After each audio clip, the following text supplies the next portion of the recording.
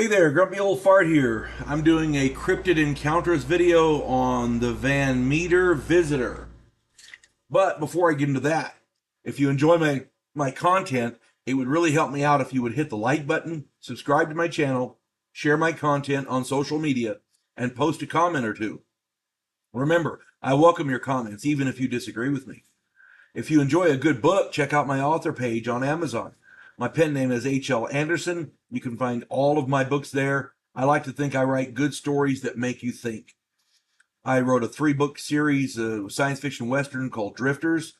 I wrote a fun story about a house in New Orleans where the monsters all hang out. It's called The House Off Farrago Road.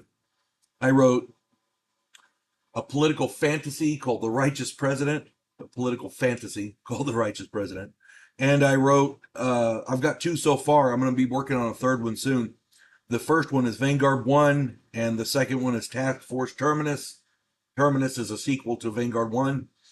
It's science fiction set in the future, space warfare, alien. It's a study of humanity from an alien perspective. I think it's a good story, and I hope you get my books. I hope you enjoy them.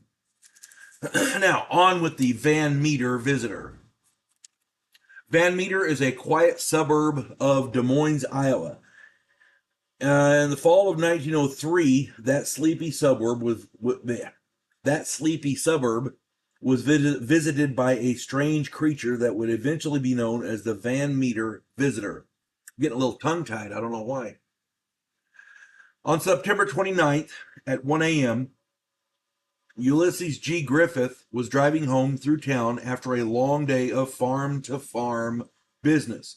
Griffith was the owner of a tool and feed business, and he went out making sales. At 1 a.m., he's on his way home. He was driving and noticed a light atop a nearby building. As he watched, the light leaped from rooftop to rooftop. Before he could figure out what it was, the light blinked out.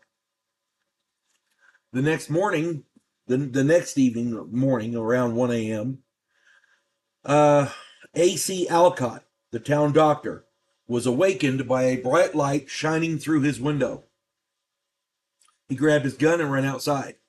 He found an 8-foot-tall, beaked humanoid with large leathery wings. The light shone from a single horn in its head. It had a horn sticking out of its forehead. The doctor fired at the beast quickly 5 times and said he could not have missed all 5 shots. The beast, however, was unfazed by the barrage. Alcott ran back inside and locked the door. I'm sorry, you shoot it 5 times and it don't notice? Yeah, it's time to get the heck out of there. The next night, October 1st, Clarence Dunn was guarding the bank where he worked. He was guarding it with a shotgun. He didn't necessarily believe the stories of strange lights and beasts, but felt that it might be robbers staging some elaborate scheme, so he was going to protect the bank, which is cool. Smart guy. At 1 a.m., he heard a strange noise outside. He said it sounded like something being strangled. Then a bright light filled the window. He could barely make out a large form in the light, and it scared him, so he blasted through the window with his shotgun. The creature disappeared. Dunn went outside to investigate and found 3-toed tracks in the mud.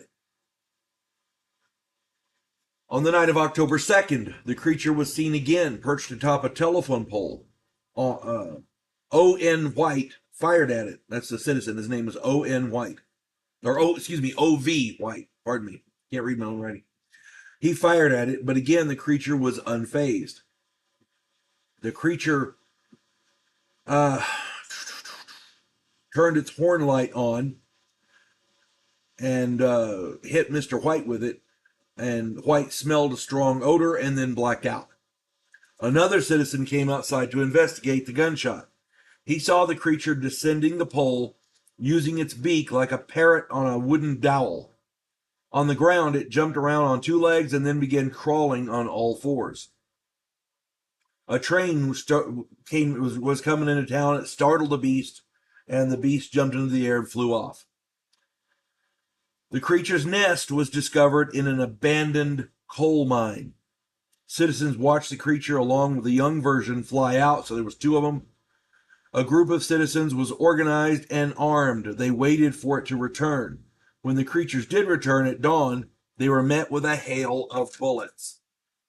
The two creatures were unharmed, of course, and flew into the mine, and they were never seen again. Articles appeared in the local newspapers, both detailing the encounters and ridiculing them. So there was articles on both sides of that story. The people of Van Meter believed the story.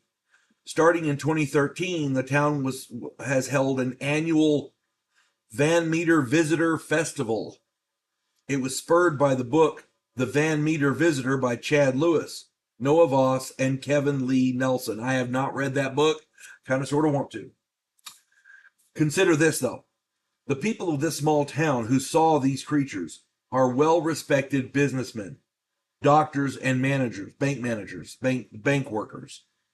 These were all sober, lucid people with nothing to gain by inventing fanciful tall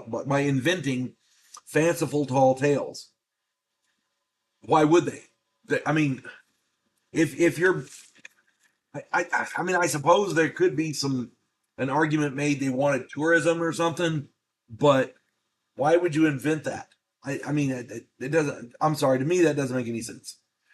So I'm gonna say I believe that one. There's things in this world we don't understand, and that's probably one of them.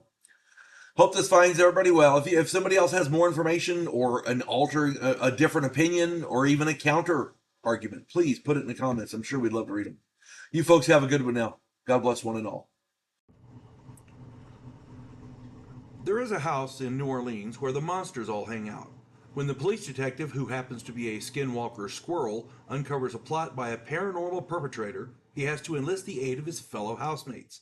If you enjoy a modern, quirky take on historical mythology, check out my new original novel, The House Off Farrago Road.